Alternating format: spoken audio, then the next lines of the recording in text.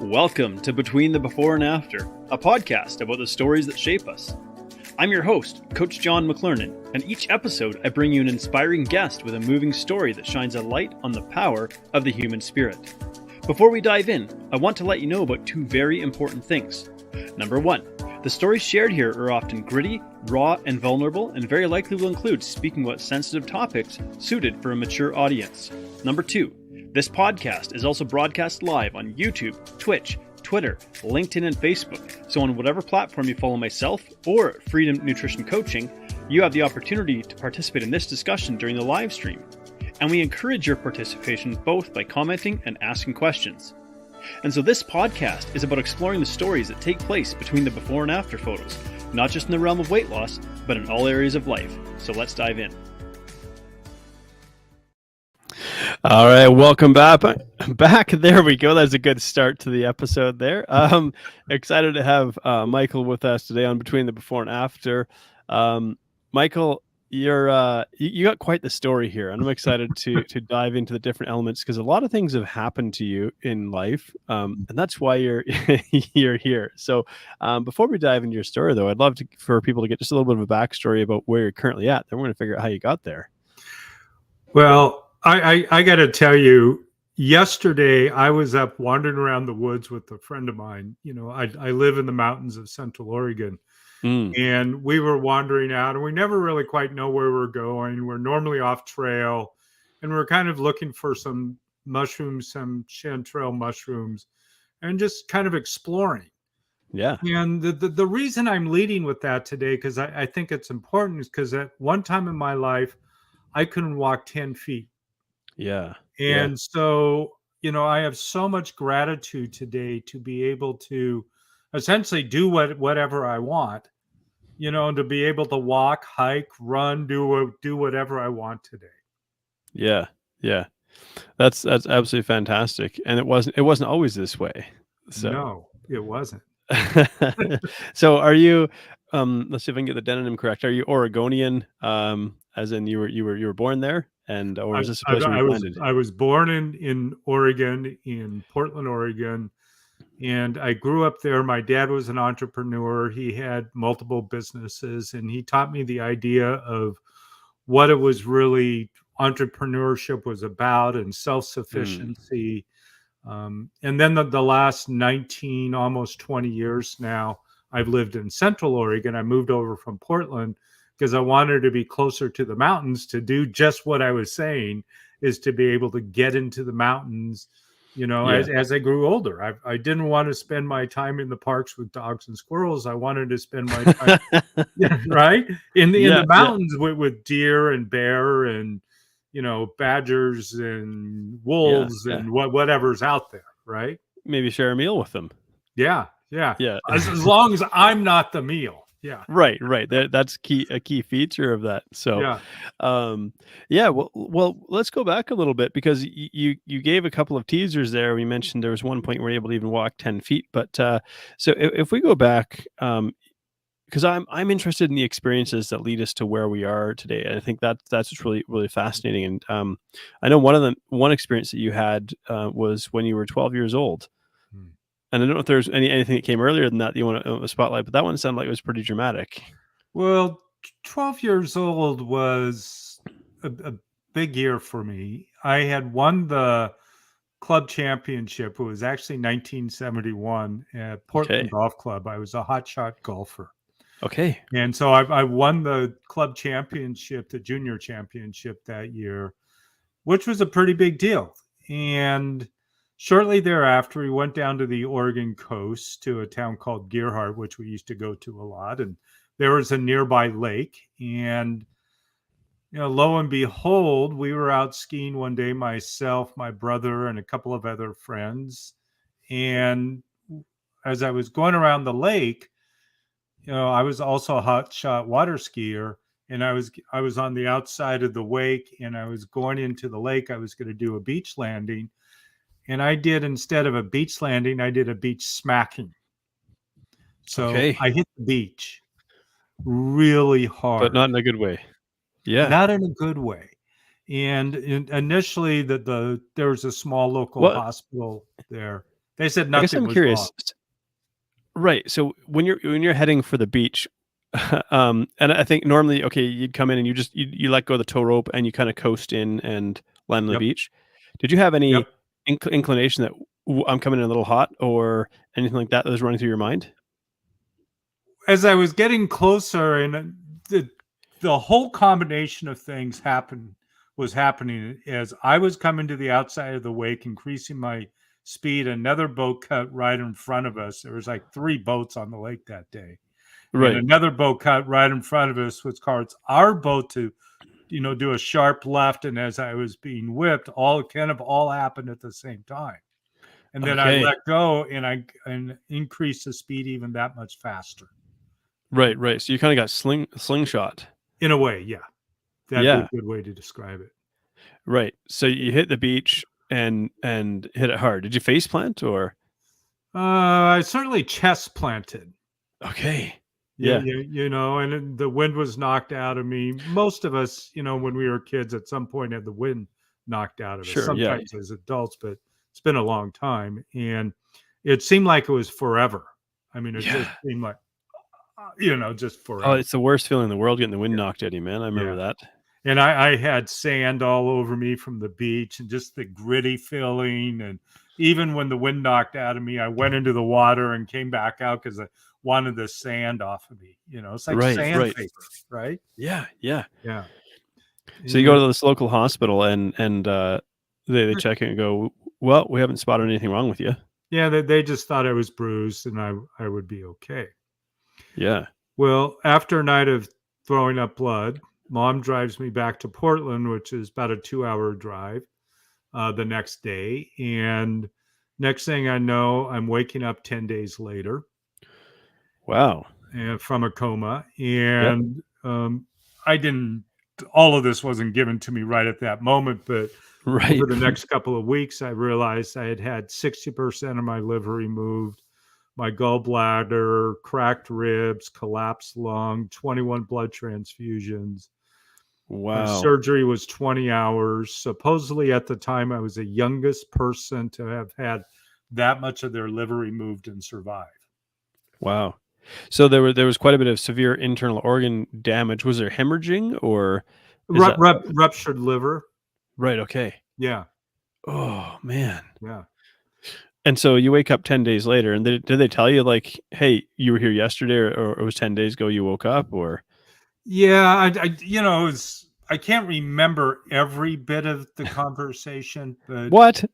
yeah, I do remember before waking up that the nurse kept, you know, putting their finger in my hand and asking me to squeeze their hand and not being able to move my fingers, but being able Okay. to hear it.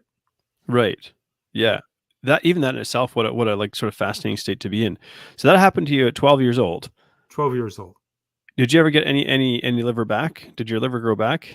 They did a liver scan a year after the surgery and shown that it had grown back, The whole thing or? the whole thing. But they didn't Wow. know whether it had taken 3 months, 6 months, 9 months, 11 months and 29 days, or, but Right, right, it had right. grown back. So you have like a liver from Wolverine. Something like that, yeah. Yeah. I mean, I think of the liver as like the body's superhero. It's just absolutely amazing, and it is the one organ that does have the ability to regenerate. So that's pretty cool. But Well, how not in all situations, though, John. true. Yeah, Fair enough. Fair enough. You can trash it pretty hard, but yeah, you were young enough that some of it could that could grow back. right. But so then I think like how does this affect a 12-year-old man? You were like a hotshot golfer, water skier, active and all of this, and then all of a sudden like wham, your life is just flipped on its head. No doubt. And a couple little kickers, John. The day that this accident happened, kids being kids, and it was a long time ago, we had smoked a little bit of pot and I'd had a beer, Right. right? Okay.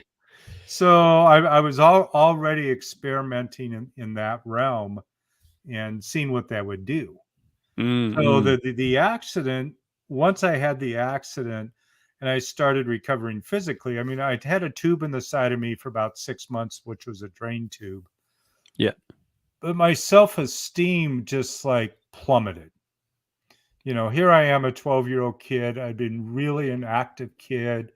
getting involved in sports. And, my dad built a baseball field on our property for the neighborhood so we could play ball. And, I was totally active. But my self-esteem started suffering, and, I didn't really know who I was.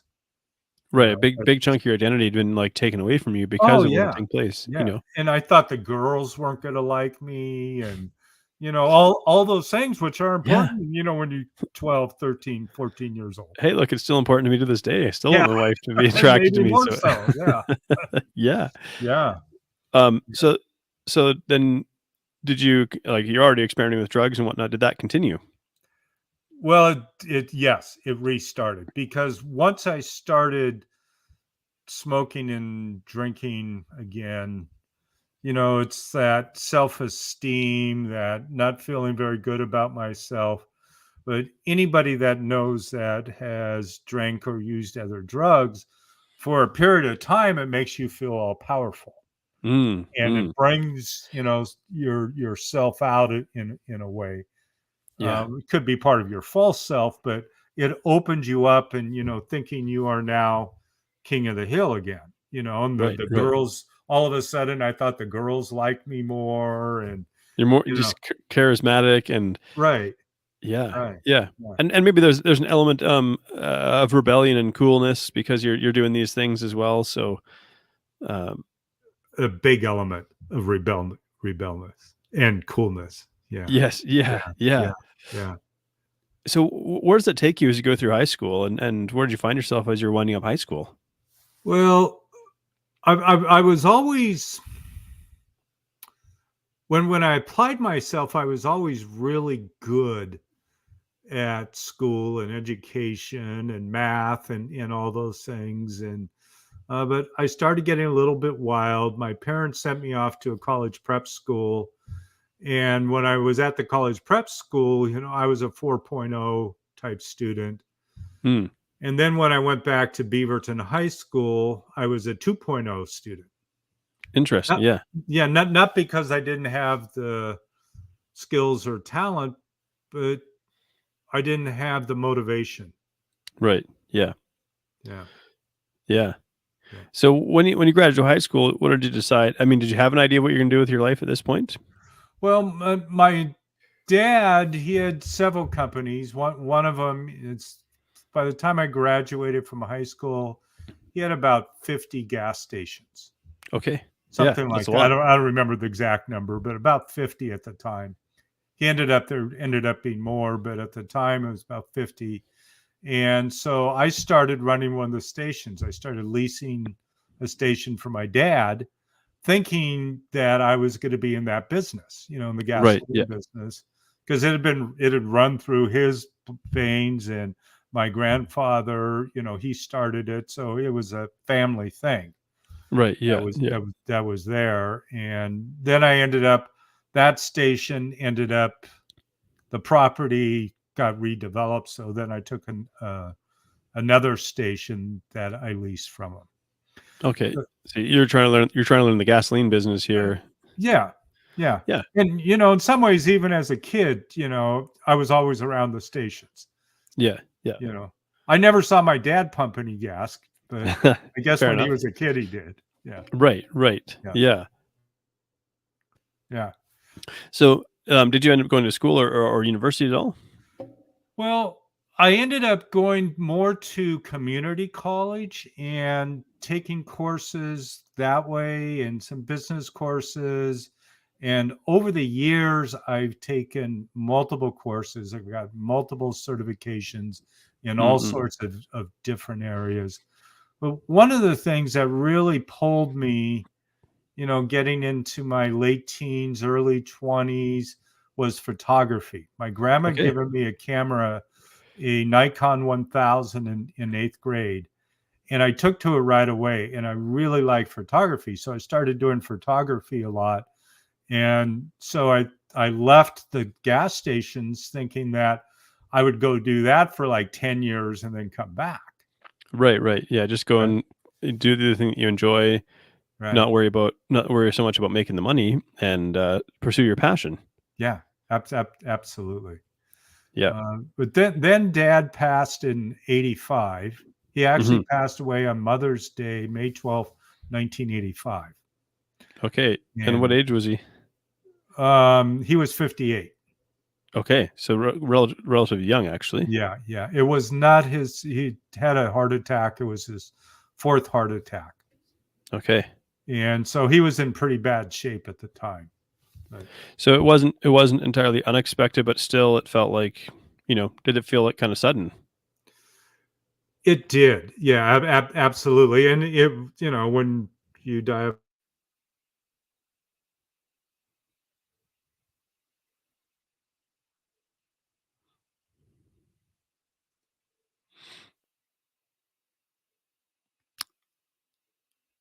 Looks as though Michael's frozen ever so slightly. There we go. I oh, think you're back. yeah, okay. We What both a what had a the spinning wheel on my side, but yeah, yeah, what a crucial moment to hit a pause here. yeah.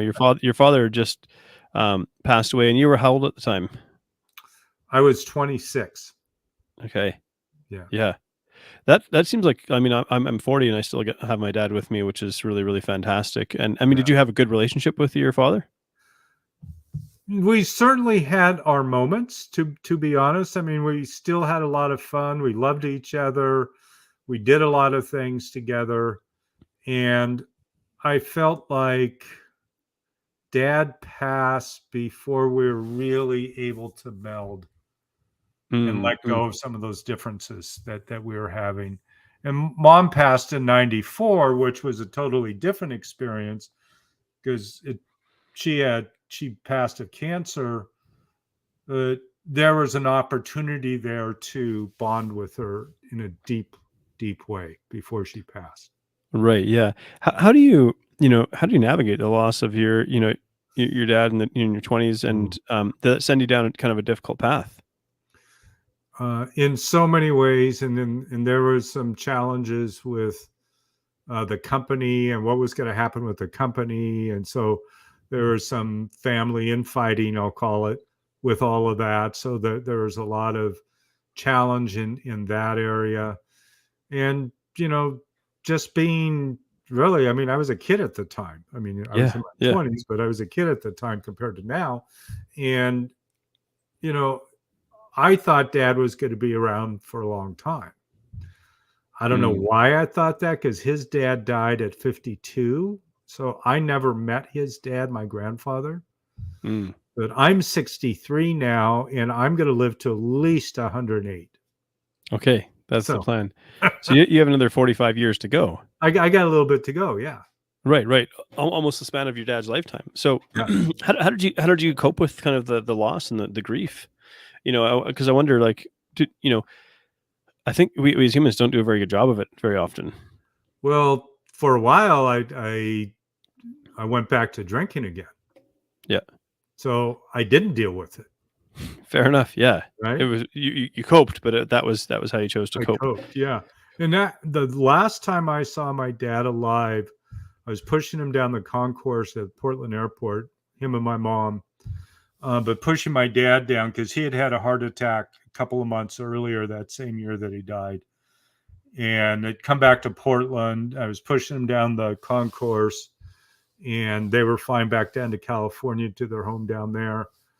And so that was the last time I saw him. And I was thinking at the time, I wish I could do something so he could get up and walk. Right. Wow. The reason I say this is because a year later, I started getting tingling and numbness in my leg, Yeah. not knowing what was going on.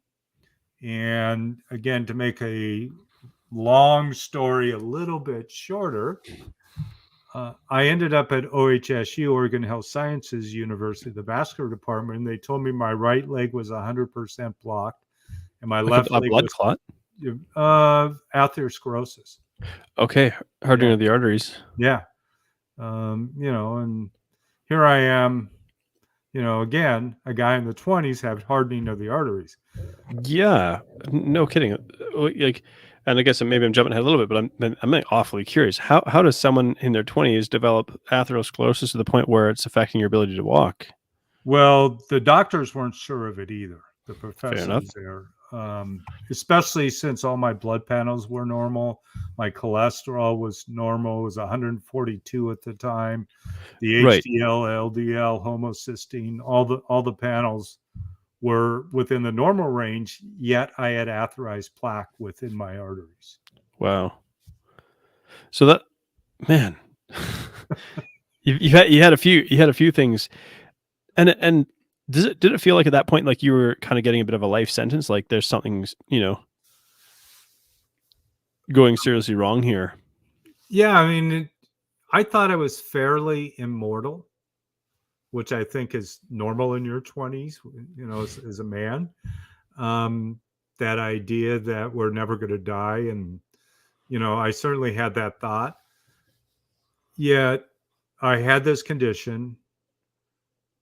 I had surgery. I had bypass surgery. Initially, they told me they were going to take my leg in the initial examination. And I said in no uncertain terms that they weren't going to do that. And Would that you was, have rather pass away or die than to lose your leg? no, I was going to live. I just wasn't going to lose my leg. Fair enough. Yeah. I was stubborn, Stubborn, young, still, controlling. I was fairly attached to my leg. fair enough. Yeah. I still am. Yeah. Yeah. It's still attached to you as well. Yep. Yeah. So you had to have bypass surgery to get around like clots, because this isn't something they could like open it up and remove a clot and so on. Right. And it wasn't, again, it wasn't clots. It was atherized plaque. Yeah. Right. Hardening. So which is different.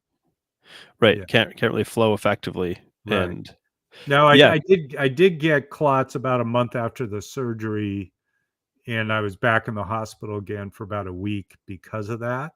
That was more as the result of the surgery. And then in May of the following year, they wanted to do more surgery. And because I had reblocked already within 8 months. Wow. And I ended up leaving the hospital AMA against medical advice, not knowing what I was going to do, but knowing I wasn't going to have surgery every 8 months. Right. So you have this issue where like the clotting, there's some clotting happening now as well, or? Well, the clotting was the one experience where I had some clots and I was in the hospital. Then the plaque came back again. But as far as I know, I didn't have any more clots between there or after that. Yeah. So was there ever any kind of conclusion as to why this was happening? Like, was there a dietary reason, a hereditary reason, genetic, I was smoking at the time. My dad had died of a heart attack. However, the professors at the time, because my dad's condition was cardio and I didn't have any cardio condition, it was peripheral, wasn't convinced that was hereditary 100%. Right. So it was more like, we don't know. Yeah. And you know what, I guess it's funny because we think about now how we just live in this age of quite a degree of certainty, especially now, in the 21st century, we got all kinds of modern technology, like access to information and communication like never before.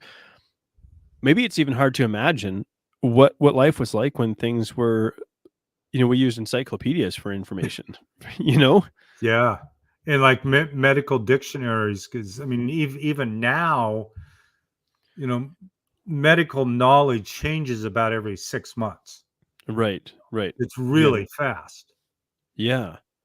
So you walked out of the hospital against medical advice and go, I'm not having surgery every 8 months. Something has to change here. Yep.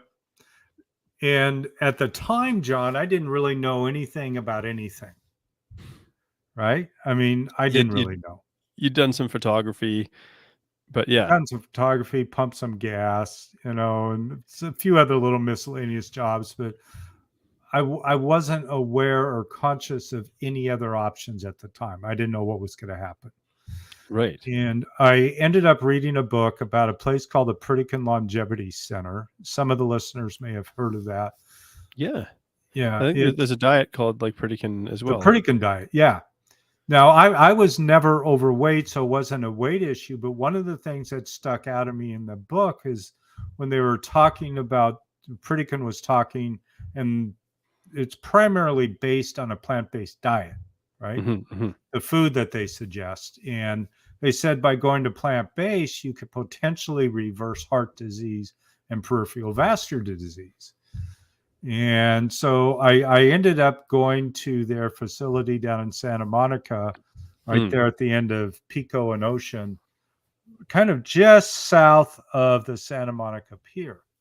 Okay. And I was walking on a cane. I could walk maybe 10 feet at the time when I got there. Wow. Yeah. Literally, that was it. And the doctors in Portland were telling me that, when it starts to hurt is to stop walking. And the doctor down there said, walk as much as you can. And so the reason he said that, and what I learned was that as you walk, you build new blood vessels, new collateral blood vessels. So you're starting to restore the blood to your system. So I would go out onto the Santa Monica boardwalk there between Santa Monica and Marina del Rey, and I would just start walking. I might walk 10, 11, 12 steps, stop. I might walk 15 steps, stop. And I did that process most of the day. And within 2 weeks, I went from walking 10 feet to 2 miles. Okay. And it was just like no more cane. I mean, the cane went away within a couple of days. Interesting. Yeah. And I mean, again, in hindsight, we can look back and go, well, that makes sense, right? It's a use it or lose it sort of proposition here, where if we don't get up and move around, our body reduces our capacity and function. Right. So what did that must have really significantly changed your perspective, I think, on life and health in general, because here you are being told from a medical perspective that, like, hey, you should walk less. And you kind of went against conventional medical advice and saw your health improve. Yeah. And then I want to add something else in there too, is I got sober as well. So I've been sober since December 88. Okay. And so all of this was kind of happening all at the same time. And as I was at the Pritikin Center, and I mentioned this thing about self-esteem, my self-esteem started to return as well. As I'm walking tall, I'm feeling stronger, I'm feeling better, walking up and down the boardwalk, it's sunny out there. So there was a lot of things that have affected my self-esteem. The other thing that happened when I was there is they had kind of a stretching yoga class there. Right. Okay. And so that was my first yoga class. And what was your thought? I mean, because I think this is going back a few years again. Maybe yoga wasn't quite as widely popularized as it is now. No, not at all. And I started doing it. I liked it. I did it a few times there. And then when I went back to Portland, because I was actually living in Portland, when I went back to Portland, I went to the gym and I started doing yoga at the gym. And I really liked it. I couldn't do much at first, but I really, really liked it. And I kept doing it and kept doing it. And then by 93, I had already been leading some yoga classes. I hadn't gone through any trainings yet. But in 93, I started doing the Bikram yoga, which is the hot yoga. Right. Okay. And so that really started to change things. I started feeling better. I'd still had some pain in my body, but it started to diminish. Right. Yeah.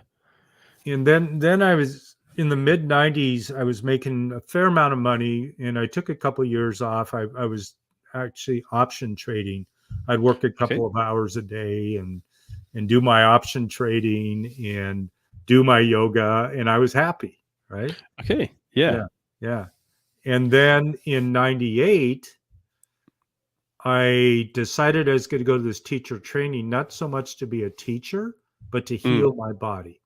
And I wanted to go to a training where there was a bona fide yoga master. Okay. Right? So I went to this guy, Bikram. A lot of people have heard of him. Yeah. So I went to his training. I was maybe teacher 100 in the Bikram system. There's probably 20,000 teachers now. Yeah. So I went there again without the intention of ever teaching at all. I didn't want to, I didn't need to. I just wanted to heal my body. But within a week of coming back from the training, I started teaching in Portland, and within a Okay. year I had my first studio. Right. Yeah. Yeah. So now your entrepreneurial streak is going in the direction of yoga.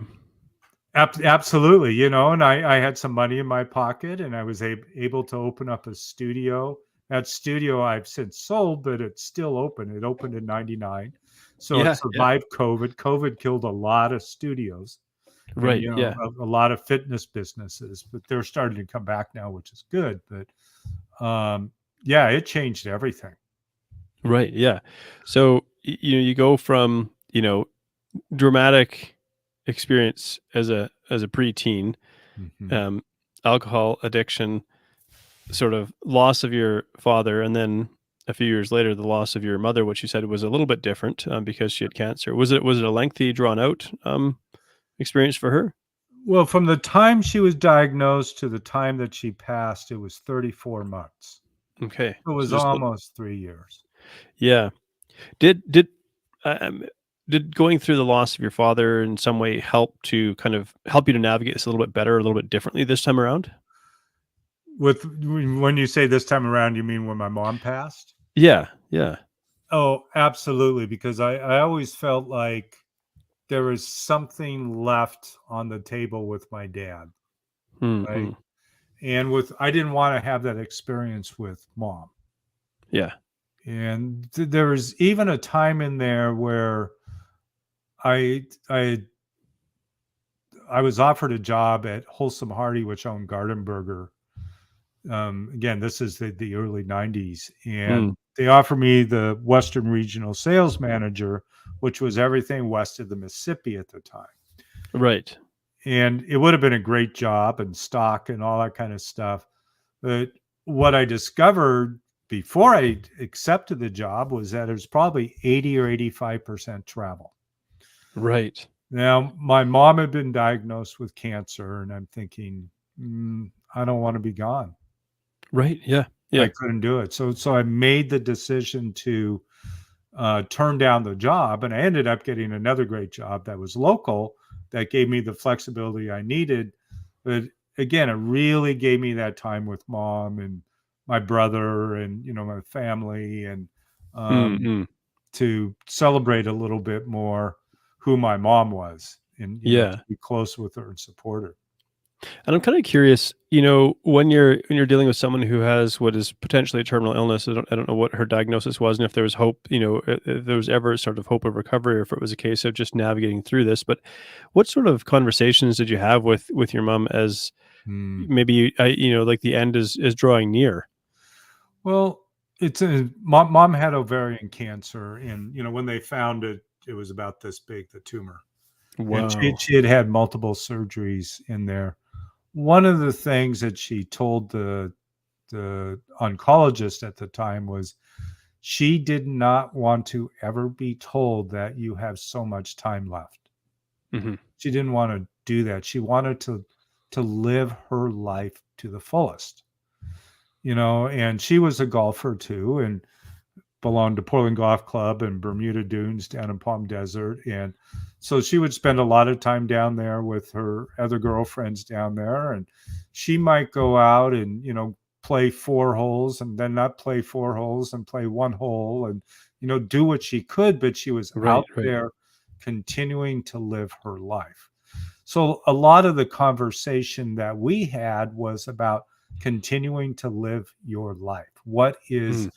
What is your life mean to you? And it's probably one of the reasons I even eventually moved to Central Oregon to where I am now, because part of living my life, I wanted to be outdoors. I wanted to be in the mountains. I didn't want to just live in a big city, although Bend is bigger than it was when I moved. But Right. Yeah. Yeah. yeah, so she really planted that idea that, your lifestyle is critical. And Yeah. I know you do some lifestyle coaching, so you can Hmm. Hmm. appreciate that. Absolutely. So Yeah. yeah, so deciding what my lifestyle was and then building my life around that to support, you know, who and what I wanted to do. Yeah, which is really, really important, and it can be quite a challenge to do as well. And so, um, and so after her passing, if we move again forward to you had your first yoga studio. Did you ultimately acquire like or develop more studios, or how did you go further into that business? Well, part of moving over here to Bend is I opened up a yoga studio over here, which I ended Mm, up selling that one too. And I still teach 6 to 10 times a month. It's not what I do for my primary living, but mm, I ended up selling it. And then I also led or taught at 30 of the Bikram trainings. So I was very actively involved in training other teachers. I also became really active in helping other studios. So I started a company called Yoga Business Expert, and I had okay. studios all over the world. We were open about three or one studio every 3 days at one point. They're opening Wow. that fast within the Bikram world. Uh, Right, right. So because it was taking off in popularity, and so there's a lot of new faces trying to figure out how to do this, and you're one of the how to early do it. ones. Yeah, Yeah, yeah, yeah. And I had a business plan, and people started telling me I took your business plan exactly the way it looks to the bank, and they gave me money. And I thought, yeah. oh, there's something here if the banks are giving money on that. Right, right.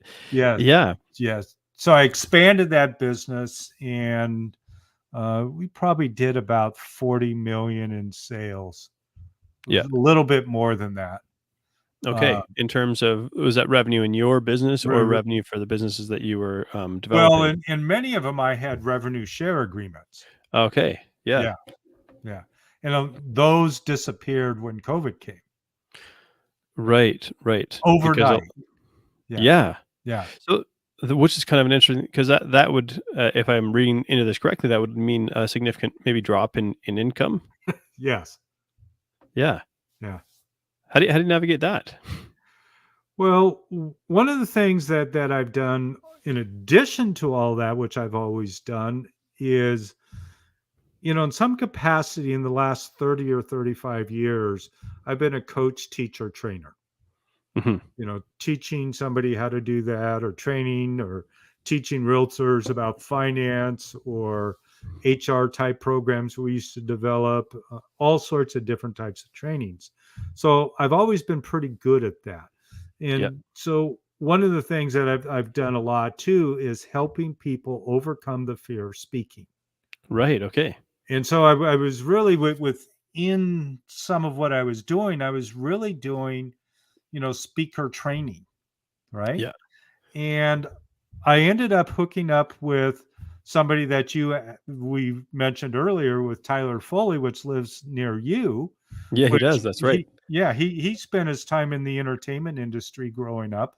And I want to tell the listeners, if you haven't listened to his story, go back to the podcast here. You can find it in there and listen to his story, because he's got a great story. He sure does. Yeah. Yeah. So we combined his experience and my experience. We happened to be in a mastermind together where we met, Yeah. and we put together a program called Endless Stages. And essentially what we do today is to help people really take their stories and share it with the world. Like Tyler's got a great story of the world. You had another guest on here who was in the mafia and he got sober. He's got an amazing story. Yeah. Yeah. Nikki Bilyu, he's got an amazing story. The Iranian who came over and Yeah. immigrated over here. And I mean, there's just so many great stories in your story. What I know of your story, Yeah. Yeah. and There's something about the human condition where we're inspired when we can see from others' experience possibilities in our own lives. absolutely, yeah. Yeah. And we've been doing it since the beginning of time. Yeah. Sitting around the campfire, hey, honey, here's the dinosaur I killed. And we couldn't believe Yeah. it. He almost got me, but, Yeah. first Yeah. I cut off his claws, and, then I took him down, and now we can have dinner and be happy. Right. Yeah. Yeah. Oh, that's fantastic. So this is what you do now is helping people overcome their fear of speaking and get them comfortable sharing their stories. Yeah. I mean, we work with a lot of authors, and Mm-hmm. it's not just like getting up on a stage and speaking, because once somebody really understands stories and begins to develop their story in a way that they can share it with others, doesn't matter the platform. It could be stage, it could be podcasts, it could be business presentations, but it's understanding how to take your story, or it doesn't always have to be your story. It could be product stories, it could be other people's stories. There's all sorts of different ways to put it together and use them, but it's learning how to do that. And I'll give you a brief example, John, and for the listeners is, when I was 6 years old, I became the BlackBerry entrepreneur.